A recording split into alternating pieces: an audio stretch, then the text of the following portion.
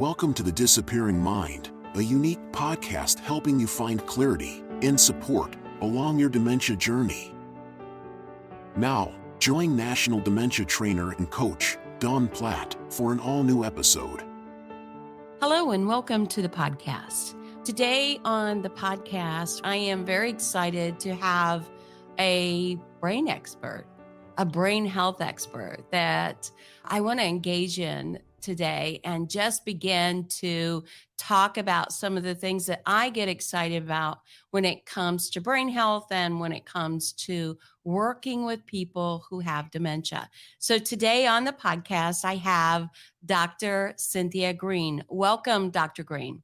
Thank you so much, Dawn. It's so exciting to have this chance to share what we know about brain health, keeping our brains healthy, and give your listeners really some stuff that they can take away and do. Great. Well, I'm very excited about that. So let me just do a little introduction of who you are. And before I get started with that, so Dr. Cynthia Green and myself met through a mutual colleague of mine and hers, but also I think June of 2022, we both attended the Senior Housing News Brain Seminar, the Brain Symposium, I think it was called. And so I got a chance to meet her, sit down and have a conversation with her. And we could have talked for hours. Let me just say that. So today I'm going to try and stay on track, but I want to tell you who she is and why I think that not only this is an important podcast. We're going to do it in two parts, but I think that we're going to talk about some things today that maybe you don't hear everywhere. And I think it's going to be very interesting. So let me get started here on the podcast. So today we're going to meet the brain health expert, right? Cynthia Green is a Ph.D. She's a clinical psychologist, author, and one of America's foremost experts on brain health. Known for her ability to make the complex science of memory improvement and brain fitness engaging. She is actionable for all audiences. Dr. Green is smart and personable. Her presentation comes with style, and it has made her a very sought-after speaker in the nation. She has frequently appeared on several media outlets, has been a contributor on brain health, including Good Morning America, The Early Show, 2020, Fox News, and the Martha Stewart Show on MSNBC. She is not only a PhD, but a foremost memory fitness and brain health expert. This conversation today is going to be very, very informative as we talk about some of the things that she has done in the past, as well as some of her thoughts on what we can do in the future. She did receive her Ph.D. in clinical psychology from New York University. She has served on the faculty of Mount Sinai School of Medicine beginning in 1990 and has served as an assistant clinical professor in the Department of Psychiatric. Dr. Green is recognized as an expert in diagnosing and treating Alzheimer's disease, having served as a co-principal investigator on a number of clinical trials that evaluated treatments for this condition. In 1996, Dr. Green founded the Memory Enhancement Program at Mount Sinai Medical Center. It was the first program of its kind in the United States, and it offered a unique and innovative approach to enhancing memory fitness in healthy adults of all ages. In the year 2000, Dr. Green founded the Memory Arts LLC, a company that provides brain health services to organizations, corporations, and individuals. She continues to serve as the president of the company, and in 2015 became CEO of the Total Brain Health brand and the home of the Total Health Brain program with all of its toolkits, which we're going to talk about today, and a series of out-of-the-box courses and programs on memory improvement and brain fitness, especially for the active and aging person. So not only is she an author, at the point that I read was 5 books, perhaps more. She's also appeared on Dr. Oz, the NPR Talk of the Nation, has been a contributor in the Washington Post and other well-known newspapers. So Dr. Green, again, I want to say welcome. This might be one of my most exciting podcasts to date. Obviously, here we see she's originally from Greensboro, North Carolina. She and her husband have 3 children. So, Dr. Green, wow, do you have a long resume? Yeah, it's so funny to hear it read because one of the things that it makes me think about is that I've been working in this field for so long and there's so much new and exciting information to share all the time. But so much of it is based on sound advice that has held true since I started the Memory Enhancement Program at Mount Sinai in the mid 90s. There's a lot of great new science. There's a lot that we know about what we can all do to keep our brains healthy. And when we're living with cognitive challenge, to even enhance our chances of continuing to function at our best on a daily basis and to stay well. But a lot of it we knew it was, and it's getting the word out and joining audiences like this that help to rise the tide for everybody on taking better care of our brains. Starting this program in 1996, and now we're in 2023, you must have seen a lot of changes. So tell me about what it was like treating patients in 1996 and how you've adapted your program to where we are today. What are all the differences that you have seen throughout your career? Oh, well, I'd say that the biggest change has been the acceptance by the medical community of the centrality of brain health from a lifestyle perspective. One of my memories from that time, first of all, I was lucky enough early in my career to be in a center of excellence for understanding cognition and the diseases of the brain.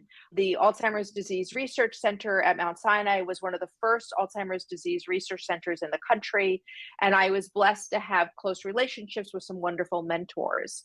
One of those mentors, Richard Mose, who is a psychologist, was very involved in a study funded by the Dana Foundation, which looked at the time at memory training and whether adults who were cognitively independent, most of whom were in their mid 70s, could benefit from learning in a memory wellness program.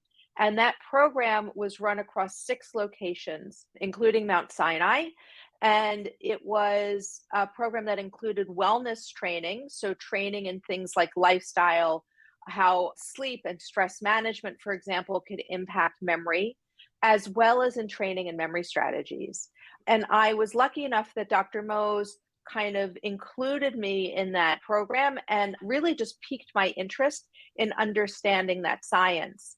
But I'll share a funny story, which is I remember going to a residential conference at the time, and just to date myself a little bit, when we went to residential conferences at the time, we didn't have slides through PowerPoint or any other slide program. We would have to go to a department called Medical Arts, and they would produce slides for us, which many of the folks who are listening might remember what a celluloid slide looked like, right? Mm-hmm. So Dr. Mose had a conflict for this conference, this residential conference, and it was at a very prestigious location in New York. It was a by invitation only retreat on the brain and dementia. And so kind of at the last minute, he asked me if I would go and present. And for some reason, we decided that I would present on our memory enhancement program on this wellness model that we were looking at. It included some of the findings that he and his colleagues had from the Dana Foundation study, but it was primarily about memory wellness. And so I was the last one to present. I was, I believe, probably the youngest researcher present, and I didn't have slides because I didn't have time between the time he had asked me to do it and when the conference was to have Medical Arts produce slides. So I went and I wrote everything on a blackboard during my presentation. And I remember at the end, first of all, everyone was presenting on dementia, and there was a lot of talk in ways that we today, I think, would perceive as ageist, and kind of the sense that cognitive decline was inevitable for everybody, really looking at deficit rather than strengths, and certainly no conversation or acknowledgement that things could help, that the interventions that we know help today could make a difference. And the only thing I remember someone saying at the end of my presentation was, "Wow, you didn't use any slides." Oh my goodness. So, but I guess when I think about that story, I think about the fact that what I was presenting was so out of step with the current thinking at the time. And while I had support within my own institution, it wasn't really thought of as the centrality of the science, right? The centrality of Mhm. the science was really that the brain changed as we age and there was little we could do. It was inevitable. And I think that that's the biggest change, Dawn, really over the 20 odd years has been the acceptance by the major medical community, by the Centers for Disease Control, by the National Institutes on Health, that what we do matters, that we can impact our brain health. And that is something that is very promising for all of us. Absolutely. I love that story. That's a great story. I do want to say, though, and I'm glad to hear your positive report on the acceptance, but I will tell you from my perspective, and of course, my role is very different. I'm not a psychologist, I'm really a nurse by trade, but I've been a dementia practitioner all of my career. And the story of that is just I relocated. I relocated to a retirement area in Southwest Florida. And really, I was just dropped into geriatrics from day one. That's really how I learned most of what I know through trial and error, more error than positive outcomes. But now it's really been of huge benefit to me and my practice. And as I oversee multiple memory cares throughout the nation, write programming for them, I still kind of see the concept. And it could be the differences in our role. Obviously, I'm in the senior living role, the dementia coaching role, but I still see people who do not really validate or understand the value of cognitive health or certainly programming to maintain what we call cognitive reserve. So, can you comment on that? Is that from the psychology side, from physician neurology? Where are you seeing that positive outcome? So I think that's a great question. And I don't know, there's a trickle down effect, right?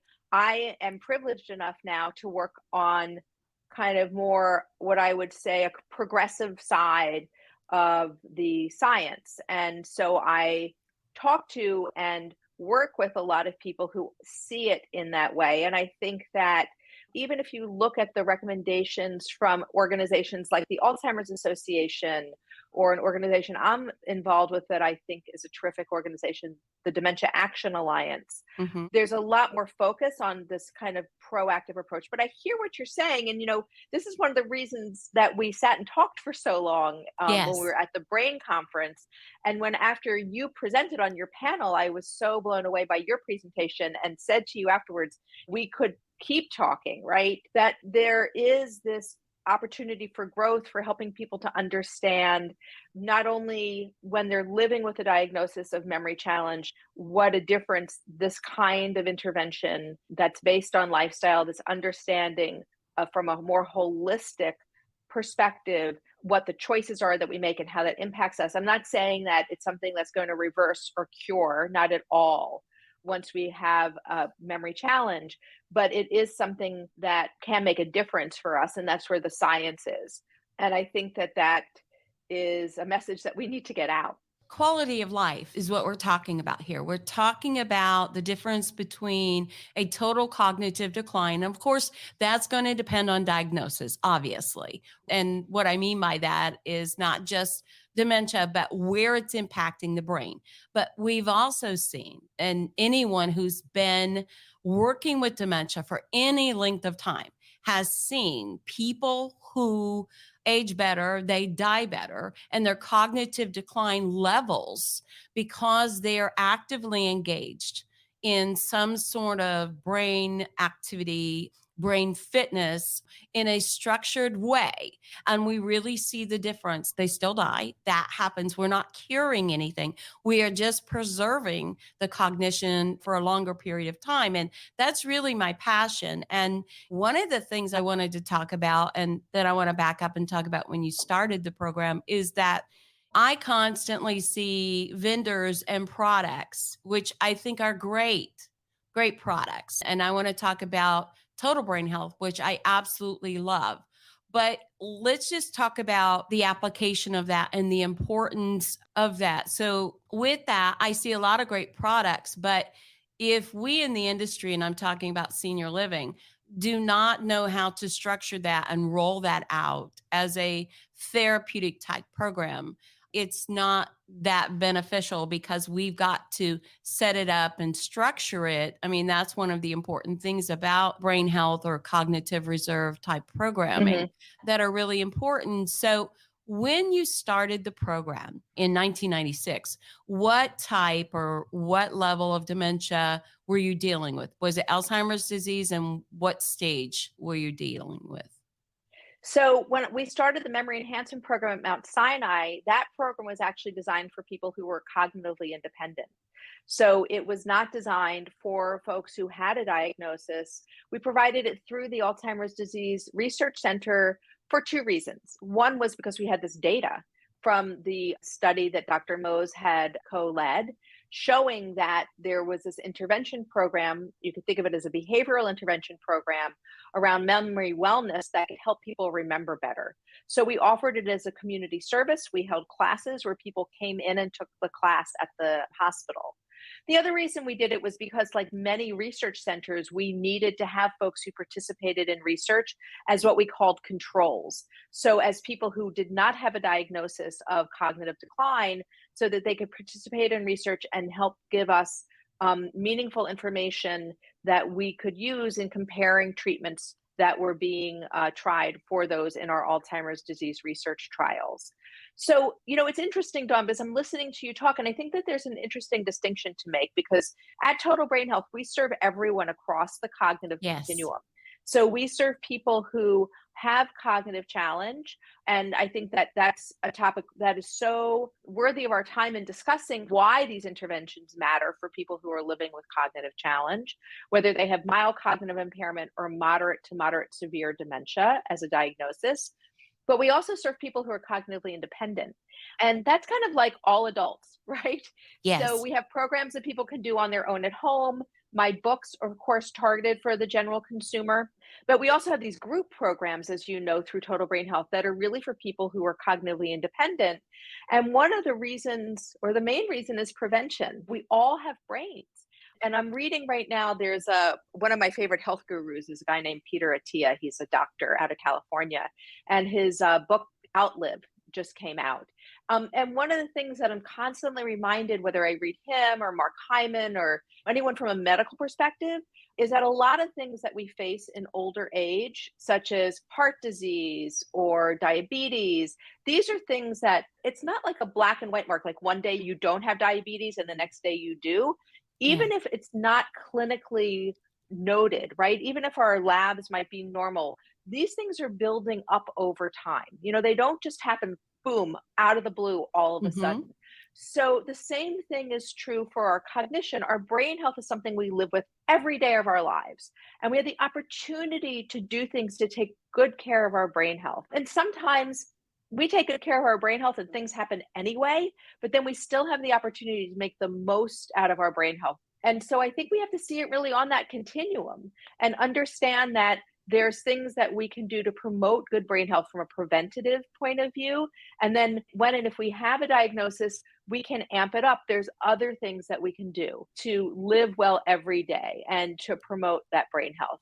What you were saying reminds me of that saying that I know you're familiar with of live long, die short, right? The Yes. idea being that we want to live optimally in health with cognitive capacity, and we want our decline to be very short, right? Those years. And to your point, even for those who have a diagnosis, there's evidence that we can, by engaging in things around our lifestyle and cognitive training, still promote better well being for ourselves or for those we love, even if they have a diagnosis.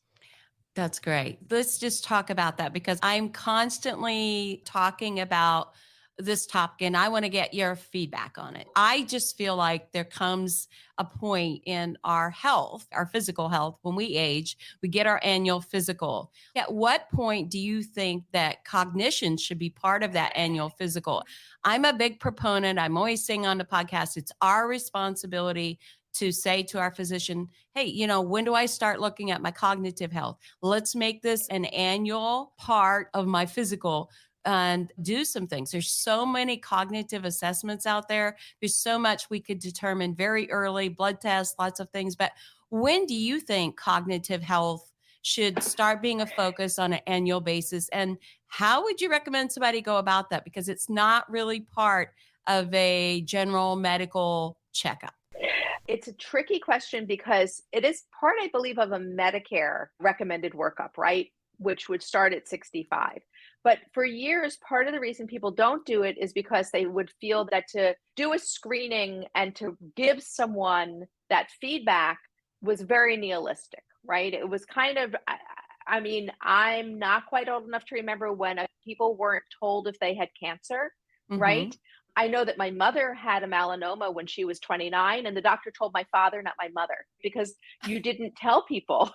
And the same feeling you can get around cognition. And so doctors, I think, don't do it because they are concerned that they don't have anything to offer. And that just isn't the case, as we know.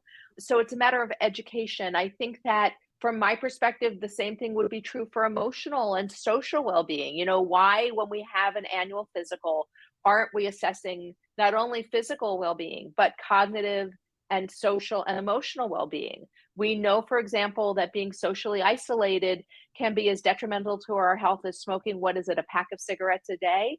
So there's a lot of things that aren't included. And I think there's things that we can ask for. I find that most people are not screened below age 65 for their cognition, and even after 65, unless they specifically complain about their memory or have other cognitive complaints.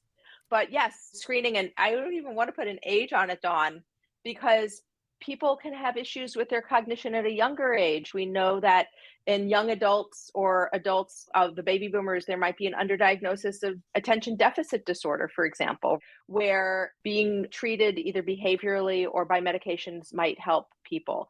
So I think that there's no reason not to always ask about cognition, but certainly over 65, right? Yes. Yeah. It should Yes. be part of a Absolutely. battery, of a screening test. So, what is total brain health and what led you to be a part of this program and its development? Tell us about total brain health.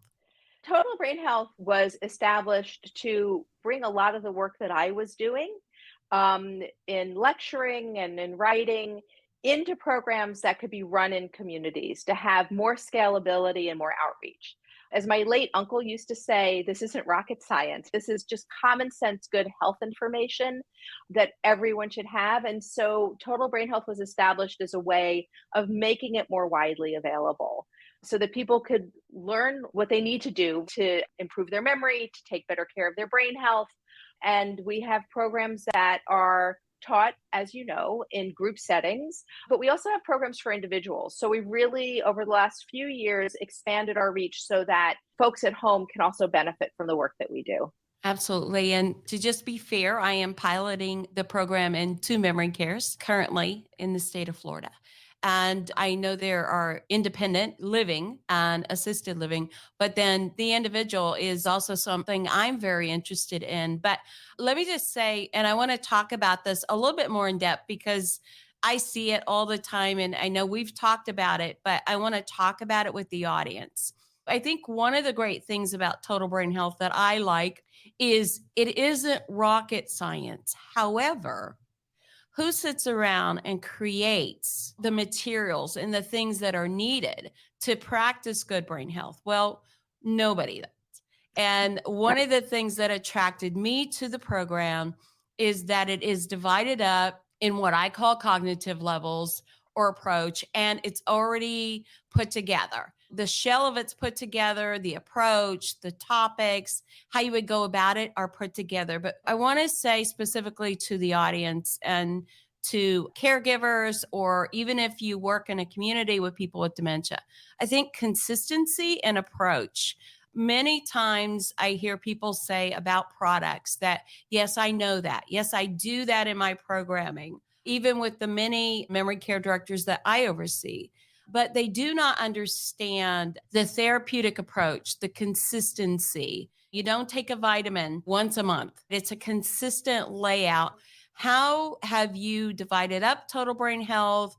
Who does it benefit? And what are some of those approaches that you brought out that are so, I see them as very valuable? If I started at the gym, I would have to continually go to the gym to benefit. So let's talk about the consistency of using Total Brain Health or a program like it. Yeah, thank you. Thank you very much. I mean, I think, first of all, what I like to say to people is we think about brain health so you don't have to. The science is complicated. And while I like to make it sound pretty straightforward, we consume all of the research, we do our own research so that we can bring you effective programs and we develop them because you're right. And we've been in a period of time, I think, where a lot of folks have grown their own programs. Maybe the science wasn't as available as it is now, it wasn't as complex, but that doesn't really quite cut it anymore. And especially when you're so busy, we can take that off your plate. We're a partner for bringing that scientific expertise.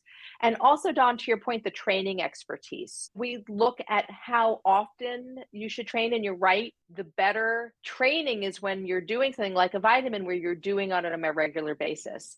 We have more, if you will, material to offer you to maintain that consistency so that you're not struggling. You do something once a week and you're like, well, I don't have time to do it again. You have a constant stream of programming available. But to back up a second, you asked about the methodology, and I would like to share that because I think it's a real stand apart and it gives people a sense of where the science is. So at Total Brain Health, for our cognitively independent programs, we have a 3-part methodology. The first is wellness. The real science, when you look at what we can all do to promote better brain health, both in terms of sharper thinking and long-term cognitive vitality, lays in how we engage across lifestyle. So looking across physical, intellectual, and social and emotional well-being, and understanding and promoting to people, teaching people how things like exercise, diet, being social, learning memory strategies, all of that, you can engage in that and why it makes a difference. Lifestyle and a wellness-based approach is central to who we are. In addition, we provide something called social-based brain training, and that's unique to Total Brain Health. And we provide that whether you're doing a group program with us or whether you are doing an individual program. And the reason is because we know when we socialize, we are boosting our informal intellectual skills. You and I are having a conversation right now. We have to hold our attention. We have to be nimble in our thinking. We have to think quickly. We have to remember. We have to be verbally fluent, right? So just by socializing, we're working out a whole host of cognitive skills that we don't when we're isolated or sitting in front of the computer by ourselves playing a brain game. At Total Brain Health, we look for ways to use social engagement in the service of cognitive training. So we have ways of changing how we ask people to work together or what they do if they're working on their own to be more social, to work out those cognitive skills in addition to whatever you're formally learning, like a memory strategy. And then finally, we look at hands-on learning because we all learn better by doing. We're more likely to adapt a new behavior once we've tried it rather than just reading about it or hearing me talk about it, right? What we do is we provide that hands-on experience. Whatever you do with Total Brain Health, it's going to be an actual trying something, whether you're in a group or by yourself. And that also, by the way, makes it a lot more fun. So Yes. that's our 3-part methodology.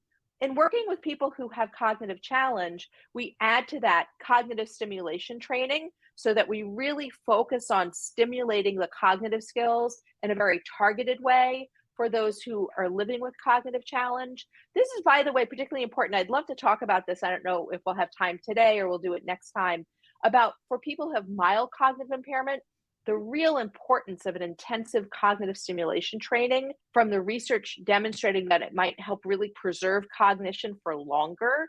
We have a program that targets those individuals with added cognitive stimulation training and also a person-centered approach, which many of us who are professionals who are listening or us talking about it is a kind of concept we accept and we know about, but it really talks about putting the person and who the individual is with their strengths and weaknesses, but also with their passions and background and who they are, their likes, their dislikes at the center of what we do to promote a sense of empowerment, a sense of dignity. What we ask people to participate in, the kinds of opportunities we bring them, is a reflection of who they are.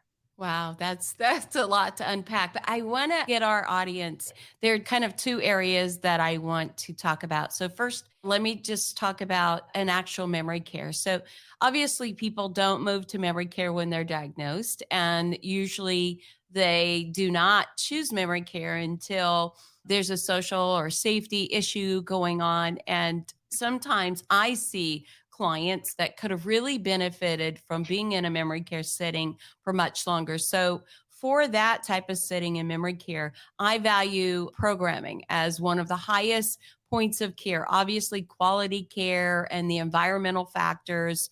People want to live in a very nice or premier type community for that. But programming is really one of those things that allows us to provide for more quality of life. And so you have a program that deals with that.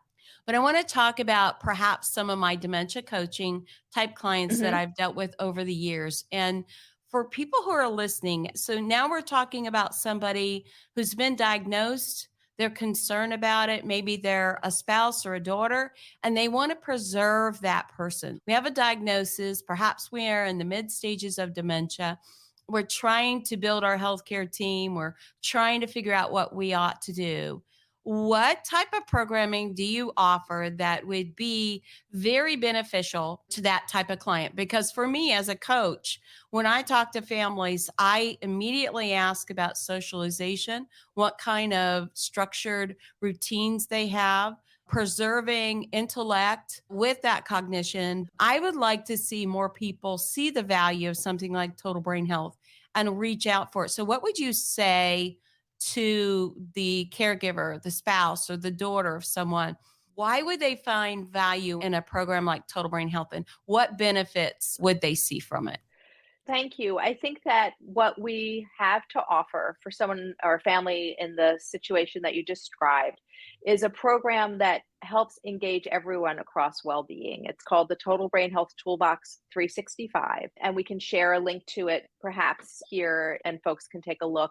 Yes. And it's a program that it teaches and engages across that wellness spectrum, in the different ways we can keep our minds and our bodies and our spirits engaged.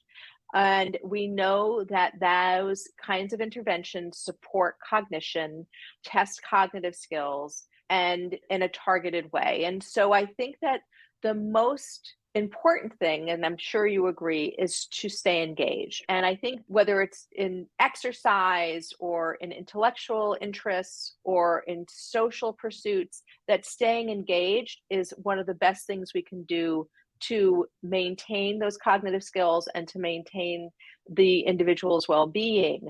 I think the biggest struggle is finding a new way to be engaged. And I don't know, Dawn, if that's your experience. I had in the past had clinical practice where I've worked with people who have a diagnosis.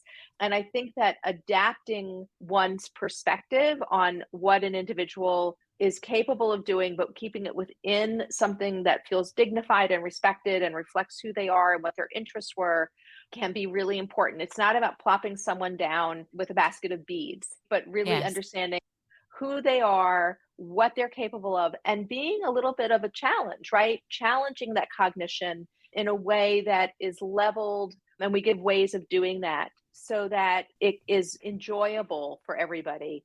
So the toolbox, it's a beautiful box of cards. There's 100 cards that have repeatable workouts. And one of the things we did was make it very intuitive so that it's a great thing that grandkids can play with their grandparents, people can play it together, and people who are cognitively independent can play it on their own. You roll the dice, and based on the roll of the dice, you pick a card from either the body, mind, spirit, or social section. And then each card has the cognitive skills that are being worked, what the activity is, a little bit of the science behind that activity, and then an activity that can be done in about 10 minutes. And there's everything there. There's art. One of my favorites is called It's a Draw, where you take turns drawing lines on a page to create a piece of art together, and you decide together when it's done. There's physical activity games. We have a wonderful video that someone sent us of a granddaughter talking about her grandmother who had advanced Parkinson's and was really not that well and able to communicate. And I can't remember which card it was, but the grandmother started to tell them a story about when she tipped over in a canoe when she was younger. And it turned out she was with a man who proposed to her.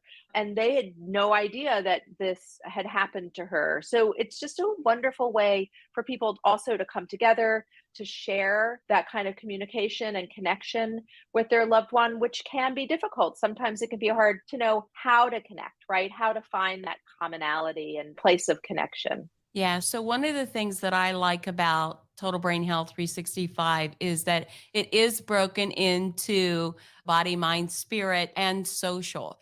And I think that the story that you just described is kind of my favorite way of describing neuroplasticity, of introducing something new that connects a new memory, a new experience to an old memory, and it brings it forth. And one of the things that I also like about it is how you explain the benefits. So can you talk a little bit about, for the audience and for their purpose, we often, I think the layperson, when we talk about dementia, and that's usually how it is, that they'll even call Alzheimer's dementia, whatever the case might be, but they really just think it's about forgetting.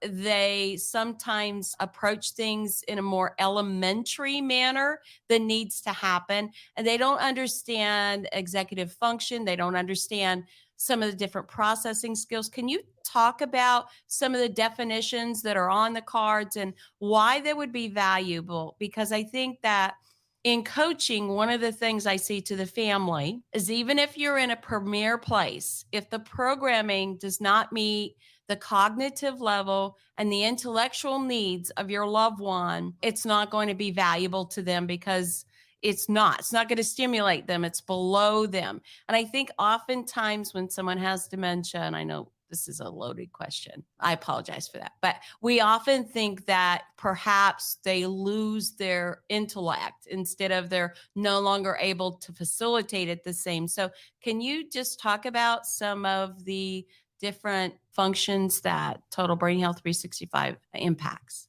Yeah. And I think that one of the best reframes I think that we can offer is to think about it from a rehabilitation model rather than from a kind of traditional medical model. And this is something that others have come up with. This is not my original concept, but I think it's very helpful to think about dementia as something that can be addressed skill by skill. Because when you think about rehab, right, you think about someone who has an injury or a stroke or something that needs rehabilitation. You think about addressing the specific challenges that they face because of that injury, rather than thinking of them as more globally incapacitated in some way.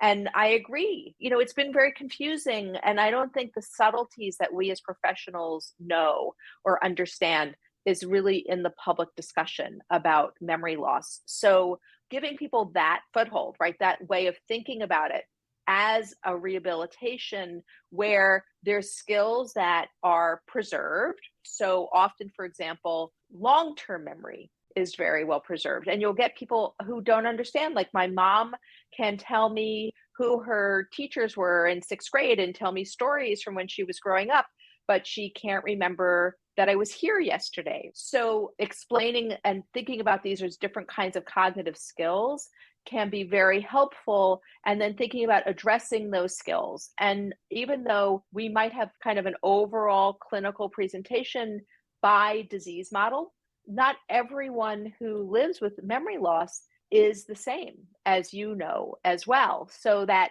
what we can do is work, or teams that use our products can work to personalize that training in the setting. And if they're working in a group, maybe they try to have a group of people who have a similar need together, or they can do the programming one-to-one. But we give the tools to make it more personal to what the need is of that individual. Absolutely. So we're going to recap Total Brain Health as we move on and close the podcast today. But I went to your blog, and that's why I'm encouraging people to go to your website to see what you have to offer. I'm encouraging certainly all of the families that I work with, as well as the memory care directors, to really take a look at some of the products and how beneficial they can be. But I went to your blog. So I want to ask you just a couple of questions for some of the folks that might be listening today that are very interested in their own brain health.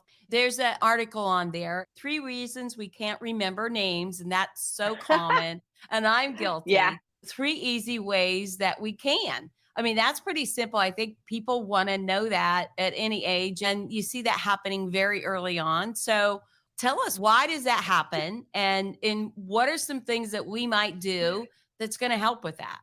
And I just want to add that we can share that is available as an article off of the blog, which we'd be very happy to share with anybody. And we have a lot of articles that are for people in the general public. I think we also did one recently on attention. I just did a big presentation and we wrote the article on how we all can get a better night's sleep. So, names. I always like to joke that when we forget a name, it's like a pop quiz for the brain, because when we get a name, we don't have a lot of time to get it. So one thing that happens is we just don't have a lot of time. Dawn, if I said your name, it takes like a millisecond, right? Cynthia's a few Right. syllables, so it takes a little longer. So if I'm fussing with my phone, or if I'm sleepy because I didn't, get a good night's rest, whatever it is, if I'm not getting your name at that moment, it's not a forgetting problem, it's a getting problem. So number one, we don't pay attention. We're distracted. We're not able to focus when we're getting that name. One of the things we can do is improve our attention. Second, which I started with first, is the speed at which we get that information. So if we don't get it the first time, it goes quickly and we don't really often have a second chance. In our culture, it's embarrassing to ask someone for their name a second time. But in the first moment that you met them, you might not have gotten their name because it went quickly. So it's something that we don't get because it goes too fast. And the third reason why it's hard to remember names is because many of us don't use a strategy to remember them. Memory strategies are highly effective tools that we can all use, no matter our age, to help us remember better. And we can use them in ways that are simple and practical, where they become something that is second nature to us whenever we meet someone. And I'm going to give you 3 very easy ones right now, okay? Because you asked for Okay. that I don't also. have a pen and paper, but I have a recording. So That's okay. write Because these again, down, audience. and we have the article, so we'll share that with you so that everyone can have that available to them. 1, repetition. When you meet someone, repeat their name. So all you have to do is get into the habit of repeating the name when you hear it. You can repeat it aloud, like, Dawn, it's so nice to meet you.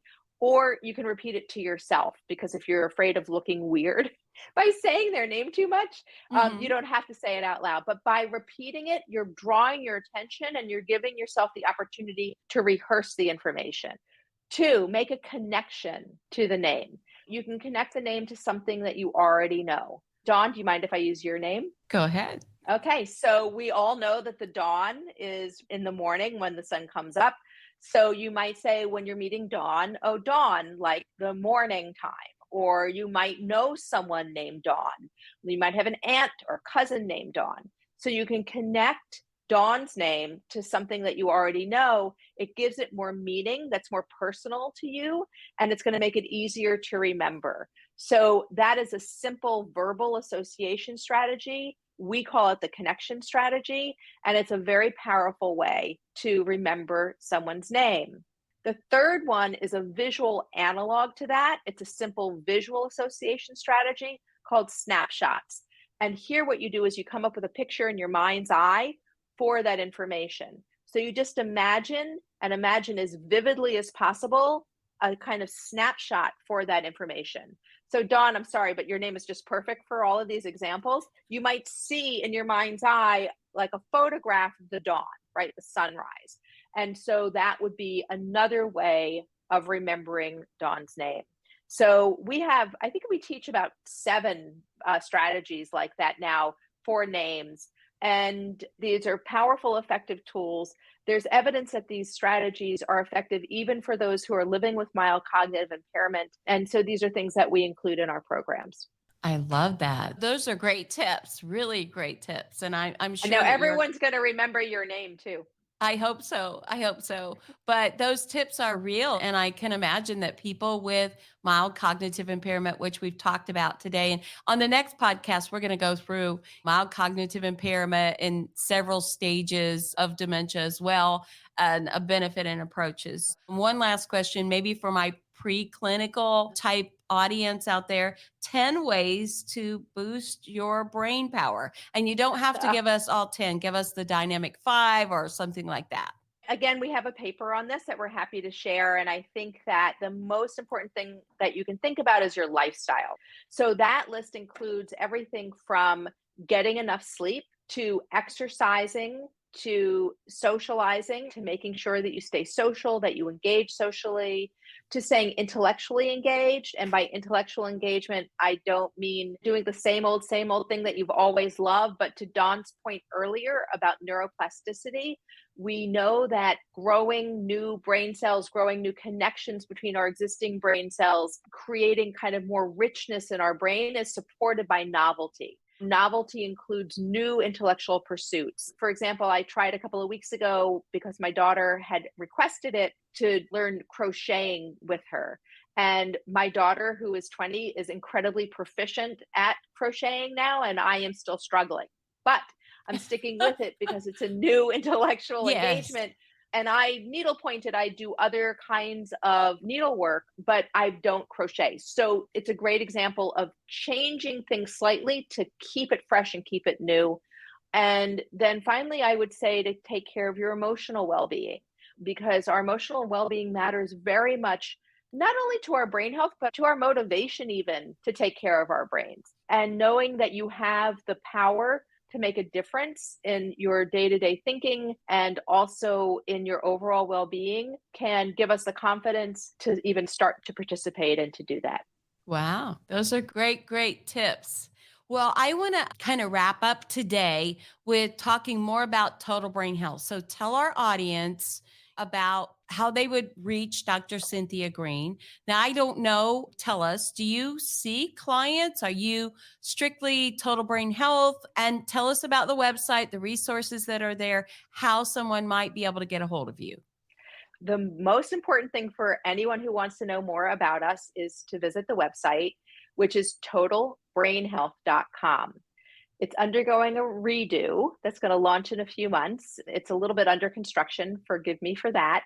But we have a lot of resources for you there. Whether you are a professional looking for programming to bring to those you serve in a memory care setting, looking to have ways of providing more meaningful cognitive stimulation and opportunities to promote well-being, or looking for something for your own use, ways to improve your memory, or for someone that you are caring for at home or in the community. You'll find access to all of that on totalbrainhealth.com. And our other resources there include, Dawn, the articles that you found on the blog. Those are also available. We call them Total Brain Health Insights. We have a newsletter that goes out quarterly to professionals and a little less frequently, but about twice a year to consumers. You can sign up on our website to be on our mailing list and receive our newsletter. We always share there other things that we find important in the news and links out to things that are happening in our community. And we love to be a resource for you for all things brain health. And we welcome you, whether you are a consumer or whether you're a professional, to join our family and sign up to receive information from us. Oh, what a pleasure to talk to you. One last question. Is there something, and I know how passionate you are about brain health, and certainly you are contributing to all things dementia and people that I love, and I really am very proud to serve. But is there something exciting that you can share with us, or something that you're very interested that maybe is cutting edge or happening, or you hope to see it happen? I just see so many changes happening in the field now, but is there anything in particular that you're excited about or that are hopeful for those who may be suffering with dementia or have a friend or loved one with it? So there's so much, right? It's so hard to pick all the time. But I'd say that the most exciting thing, I think, are some of the studies that are looking at lifestyle interventions as a mechanism for helping those who are living with a diagnosis of memory challenge. I think it's disheartening what progress or little progress the pharmaceutical community has been able to make despite such dedication and such investment in finding treatments for Alzheimer's disease and related dementias. It's a very complex disease, as are all of the dementias. So I think in the intervening time, it can be very important. And there's a lot of investment going on in studies across the globe in looking at the interventions that we're talking about and their benefit to those who are living with dementia. Well, I hope that I get to see all of that. I certainly am very excited about it. I know that as we share this time and next time on the podcast, we can share some of the victories that we've seen throughout our careers and things that are happening. So I am just thrilled to have you on the podcast, not only today, but next time. So to my listening audience, please join us again for the podcast as we continue on with some more specific things in regards to how total brain health and the brain health approach can be beneficial to you both preclinically or if you have been diagnosed. So until next time, thank you, Dr. Green.